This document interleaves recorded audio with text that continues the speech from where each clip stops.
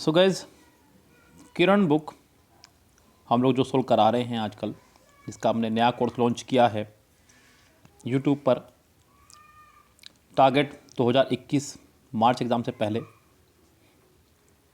और target 95 plus out of 100 हमने इसको नाम दिया है। तो उसी में लगे हुए हम लोग। अब तक हम इसकी कॉमन एरर की वीडियोस आपको दे चुके हैं। ईडियम्स की वीडियो आज इसकी बच्चों को मिल चुकी होंगी, और ये सेंटेंस इम्प्रूवमेंट जो यूट्यूब पर सबके लिए लाइव है इस टाइम।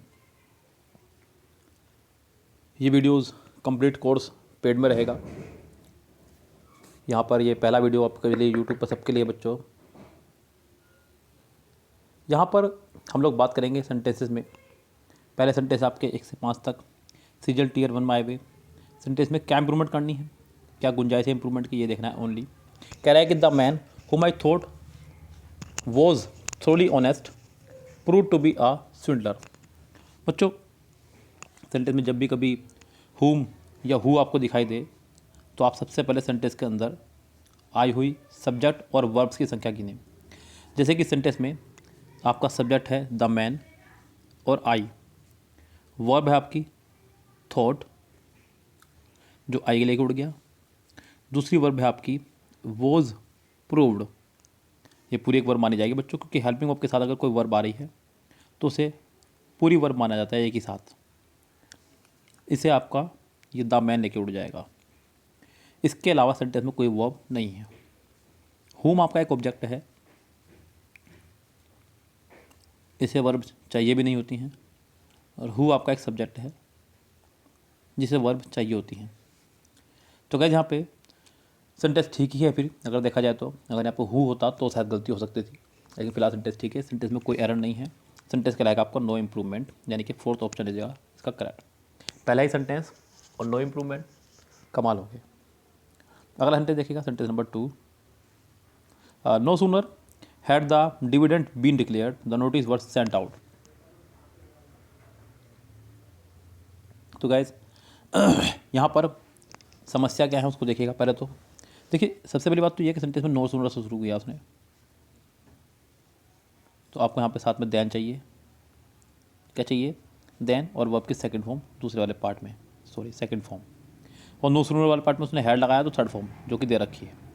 अब ऑप्शन देखते हैं हमारे पास ऑप्शन क्या क्या है। जैसे कि पहले में द कंपनी हैड हार्डली, तो ये तो होने से रहा क्योंकि सेंटेंस नो सूनर से है। अगला ऑप्शन आपका they had no sooner declared. बच्चों, नो सूनर बीच में नहीं आएगा, और वैसे भी देन की स्पेलिंग गलत है यहाँ पे, इसलिए ये भी रेस से बाहर हुआ। अब आपके पास मजबूरी है क्योंकि दिया हुआ सेंटेंस गलत है, देन नहीं है वहाँ पे, तो आप थर्ड के अलावा कोई और सेंटेंस नहीं बना सकते। अब देखते हैं, हार्डली के साथ हैड आया, थर्ड फॉर्म है, और वैन भी है। बच्चों, जो काम नो सूनर देन करता है वही लगभग काम हमारा हार्डली वैन करता है। हार्डली के साथ बस आपको ये फिक्स है कि वैन आएगा। क्या आएगा आपका? वैन। तो यहाँ पे वैन है और हार्डली भी है और हैड के साथ थर्ड फॉर्म भी है, यानी कि सब कुछ यहाँ पर है। ऑप्शन हो जाएगा इसका third correct. Third sentence, riding upon his horse the tiger jumped at him. तो राइडिंग अपॉन हिज हॉर्स, जब वो राइडिंग कर रहा था घोड़े पर चढ़ करके, टाइगर ने उसके ऊपर जंप किया।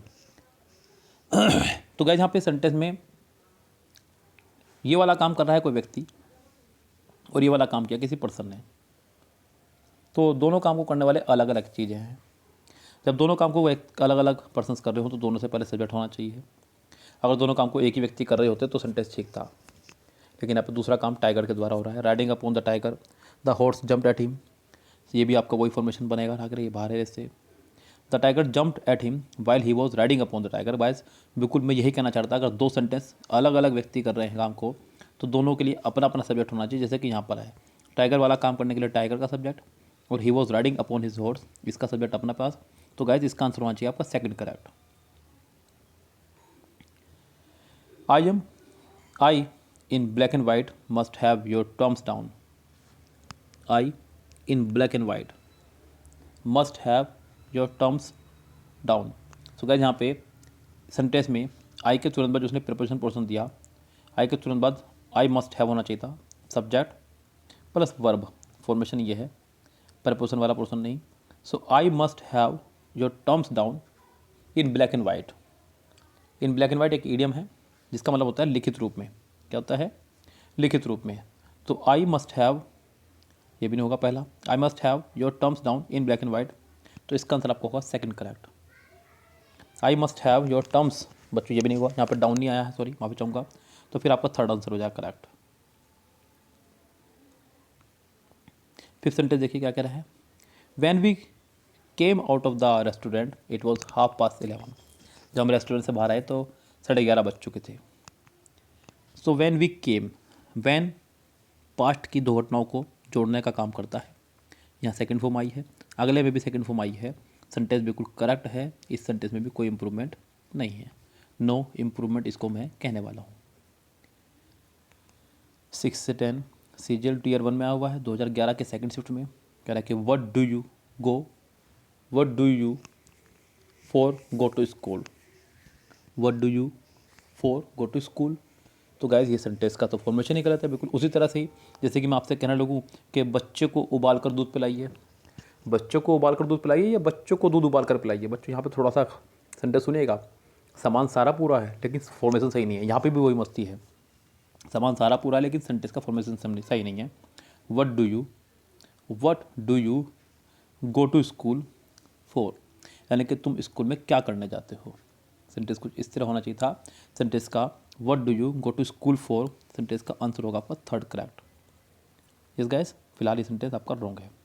सेंटेंस नंबर 7 देखिएगा। कह रहा है कि he pleased the directors and this completed his report in good time. He please the director, बच्चों सेंटेंस का फिर फॉर्मेशन में रॉन्ग वे दिया है उसने। He completed his report in good time, he completed his report in good time, उसने अपना काम समय पर कंप्लीट किया। And this please the directors, और इससे डायरेक्टर खुश हो गया। तो गाइस यहाँ पे सेंटेंस कुछ इस तरह बनना चाहिए था। ही completed his report in time, जो कि सेकंड में दिख रहा है मुझे, सेकंड इसका आंसर होगा करेक्ट। सेंटेंस नंबर 8 देखिएगा। The courtiers used to tell the king how efficient and administrator he was all day long. The courtier used to tell the king, used to का मतलब बताया करते थे। The courtiers used to tell the king, अभी तक तो कोई दिक्कत नहीं है। How efficient and administer he was all day long, तो क्या ये जो ऑल डे लॉन्ग है एडवर्ब आपका, ये आपका फॉर्मेशन सेंटेंस की शुरुआत में होना चाहिए था। The courtier used to tell the kings all day long how efficient and administer he was, क्योंकि अगला जो सेंटेंस है वो एक एक्सक्लेमेटरी वे में जा रहा है सेंटेंस को लेकर के। ये सेंटेंस हाउ और व्हाट से बनता है, तो सेंटेंस में सब्जेक्ट और हेल्पिंग वर्ब सबसे लास्ट में जाती है। जैसे कि एक सेंटेंस में बोल रहा हूँ, सुनिएगा ध्यान से, या देख लीजिए यहाँ पे मैंने कहा what a beautiful sari it is, तो क्या जहाँ पे आप देख रहे हैं ना, ये इन्फॉर्मेशन यहाँ थी, ही वॉज, तो ऑल डे लॉन्ग पहला जाएगा, यानी कि सेंटेंस का फॉर्मेशन कुछ इस तरह से होगा। The courtiers used to tell the kings all day long how efficient and administer he was, यानी कि ये सब चीज़ें मुझे दिखाई दे रही है थर्ड सेंटेंस में, इसका आंसर आपको हो जाएगा थर्ड। गाइस यही तो चीज़ें हैं बस जो आपको सीखनी है, सेंटेंस को इंप्रूव ही तो करना है। बड़ा सेंटेंस देख के आप लोग घबरा जाते हैं, लेकिन सेंटेंस के फॉर्मेशन आपके पास पूरे हों कि भाई ये एक्सक्लेमेटरी सेंटेंस तो ये ऐसे ऐसे करके बनेगा, ये सब चीज़ें आपके पास हैं, तो मुझे नहीं लगता शायद आपको कोई दिक्कत होगी। जैसे कि अगला सेंटेंस बहुत छोटा सा है। Every Sunday I go out shopping, her Sunday को मैं शॉपिंग पर जाता हूँ, तो every Sunday I go out for shopping, लेकिन यहाँ पे इस तरह आपको दिया नहीं उसने, शॉपिंग के साथ उसने फॉर शॉप्स किया, फॉर शॉपिंग कर सकता था इसलिए गलत हुआ। टू शॉपिंग नहीं होगा, फॉर शॉपिंग होना चाहिए था, फॉर के साथ शॉपिंग होना चाहिए था, इनमें से कोई आंसर है नहीं, इसका मतलब मजबूरी का नाम महात्मा गांधी, आपको फोर्थ ऑप्शन लगाना होगा।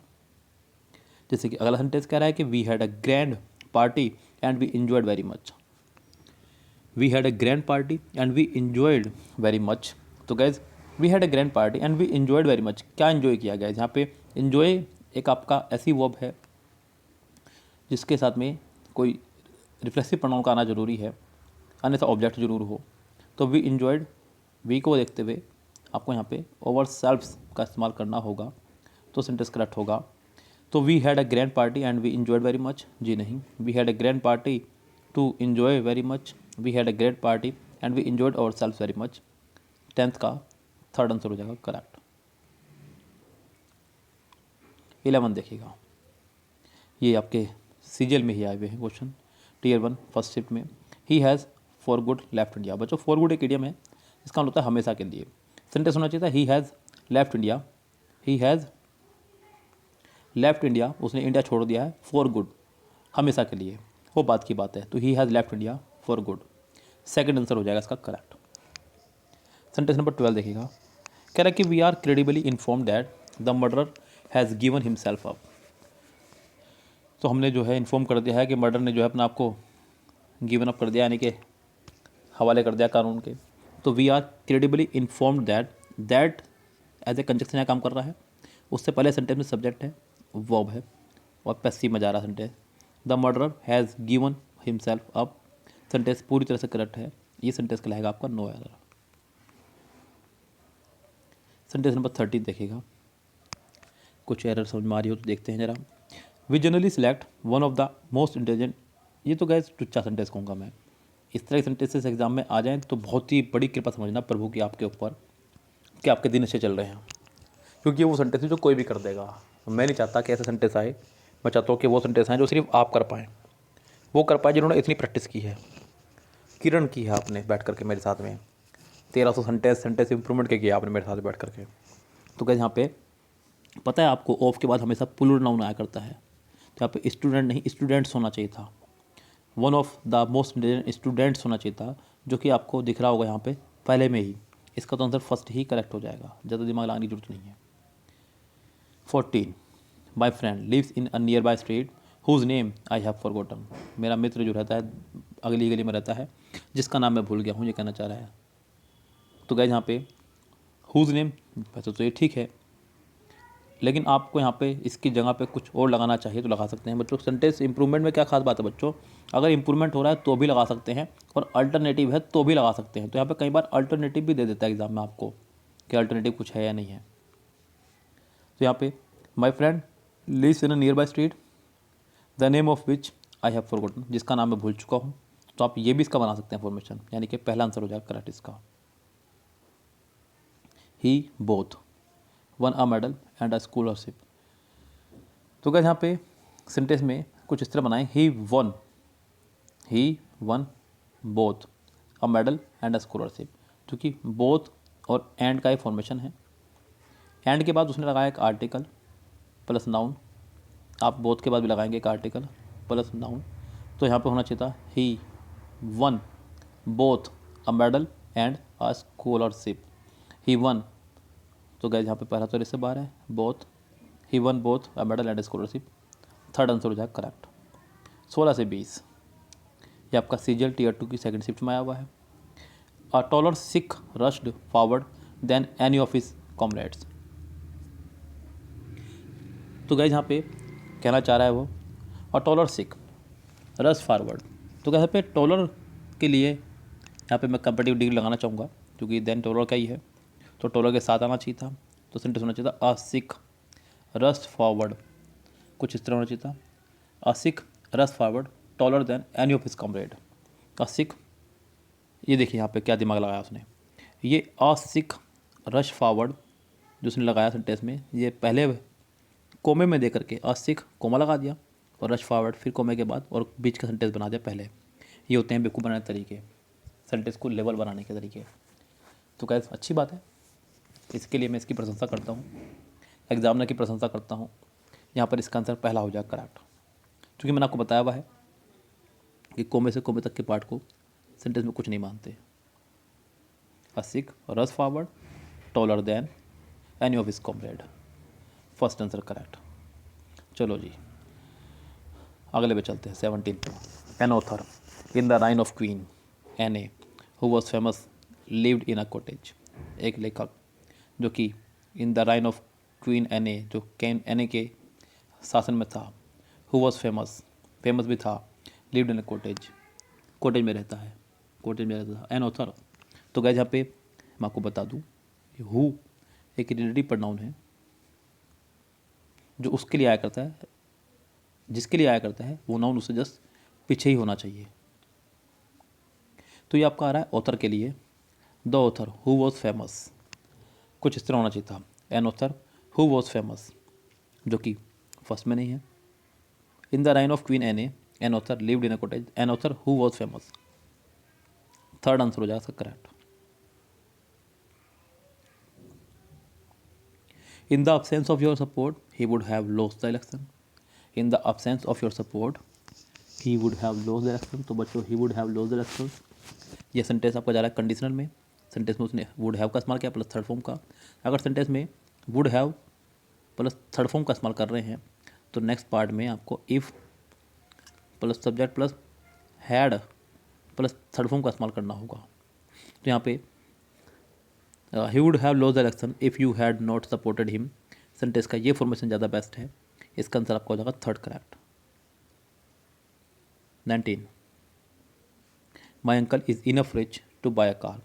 तो बच्चों इनफ जो है हमेशा पॉजिटिव डिग्री के साथ चला करता है, ये ध्यान रखें, लेकिन आया करता है पॉजिटिव डिग्री के बाद, नॉट पहले। His my uncle is rich enough, my uncle is rich enough, my uncle is rich enough to buy a car, जो कि फर्स्ट ऑप्शन में ही है, इसका आंसर हो जाएगा फर्स्ट ही correct. Walking along the road an old man run over the lorry. तो क्या यहाँ पे walking along the road, road पे चल रहा हूँ मैं और दूसरा काम कर रहा है ओल्ड मैन, तो यहाँ पे सेंटेंस में गड़बड़ी है। फिर दोनों काम को करने वाला अगर एक ही व्यक्ति हो तो चल सकता है, या तो उसको सेंटेंस को इस तरह बनाइए कि the lorry ran over an old man who was walking along the road, या फिर the lorry ran over an old man walking along the road. तो लॉरी जो है एक ओल्ड मैन पे चढ़ गई सड़क पर चलते हुए, तो जो कि मुझे थर्ड में दिखाई दे रहा है सब साफ, इसका आंसर हो जाएगा third correct. With these extra people you can work easily with this job. 21 तो बच्चों you can work easily with this job, तो you can cope easily with this job. अब आप कहेंगे सर ऐसे क्यों, हमें कैसे पता चलेगा?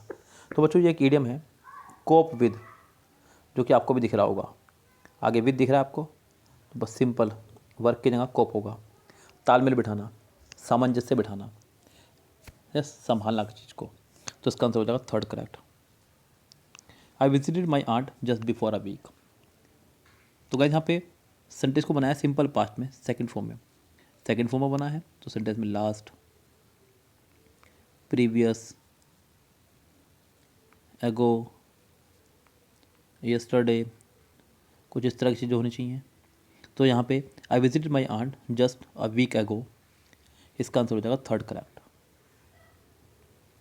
23 foreigners often come across with serious difficulties in studying English. Come across एक ईडियम है, समझ में आना,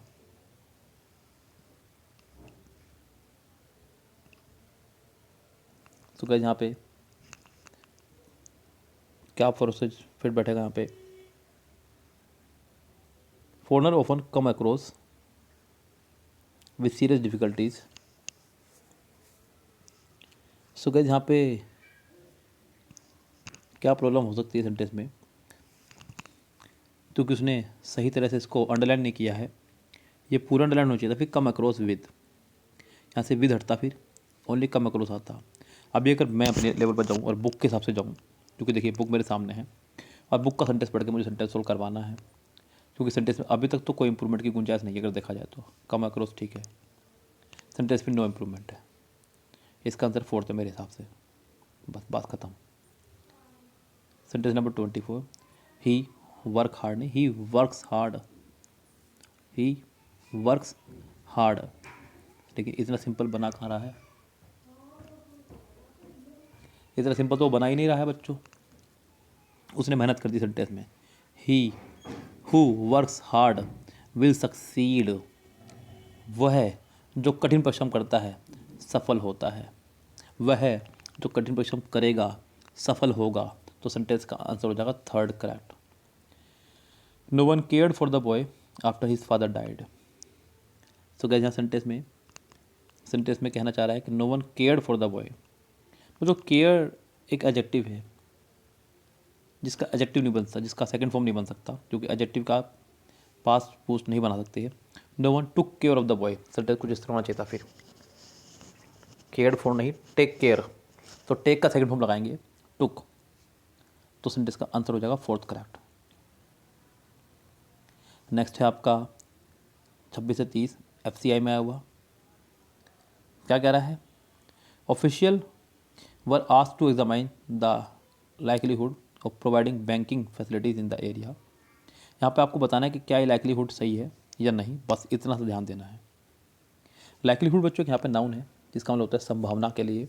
official were asked to examine, officers को कहा गया है एग्जामाइन करने के लिए द लाइकलीहुड, संभावना को देखने के लिए, providing banking facilities in the area. Likelihood बच्चों यहाँ पे बात होगी बैंकिंग की, तो प्रॉफिट एंड लॉस की, तो यहाँ पे आप लगाइए प्रॉफिट, थर्ड ऑप्शन हो जाएगा correct. The shortage of fuel has obstacle interested transportation. बच्चों ऑब्स्टेकल मतलब बाधा। बच्चों एक बात का ध्यान रखें, हैज़, हैव, हैड ये आपकी हेल्पिंग वर्ब है, इनके बाद मेन वर्ब आया करती है, जबकि ऑब्स्टेकल एक नाउन है, इनके बाद नाउन नहीं आया करता है। अगर आपको लगाना है तो यहाँ वर्ब लगा लीजिए। पहला वर्ड है फैसिलिटेटेड, सुविधा से संबंधित। हैम्पर्ड मतलब बाधा डालना, इसका आंसर हो जाएगा सेकंड करेक्ट। नेक्स्ट है बीइंग अ रेनी डे, ये बिल्कुल आम सेंटेंस है, कई बार आपके सामने आया होगा, क्योंकि मैंने आपको पहले बताया है जब दो काम अलग अलग व्यक्ति करो, जैसे कि बीइंग अ रेनी डे, बारिश का मौसम होने की वजह से we had to abandon the match, ये काम आपने किया, ये काम प्रकृति ने, तो इसके लिए इसका सब्जेक्ट लगाओ, उसके लिए उसका सब्जेक्ट था, तो यहाँ पे सेंटेंस हो जाएगा it being a rainy day.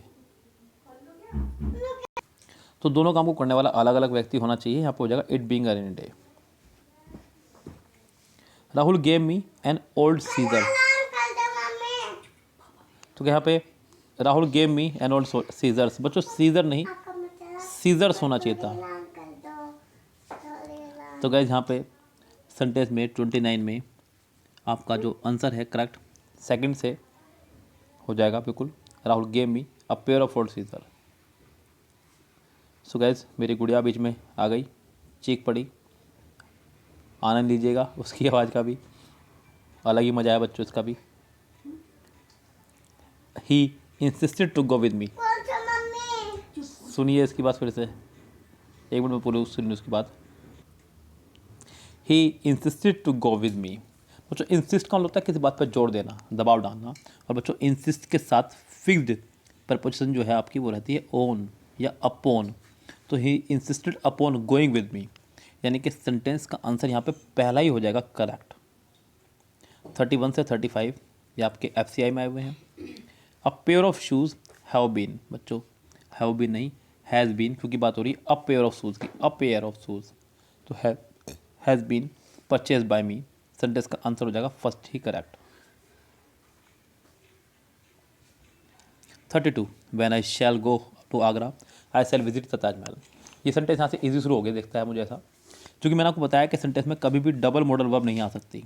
अगर सेंटेंस में कभी भी डबल मॉडल वर्ब आ रही है तो वो जो 11 वर्ड मैंने आपको बताए हैं, if, unless, until, in case, provided, as long as, so long as, when, before, after, whether, इन 11 वर्डों के बाद कभी मॉडल वर्ब नहीं आएगी अगर डबल मॉडल वर्ब है तो, यानी कि सेंटेंस फिलहाल यहाँ पे शैल नहीं आएगा, तो यहाँ पे सेंटेंस हो जाएगा कुछ इस तरह से, when I go to Agra, simple sentence बनेगा।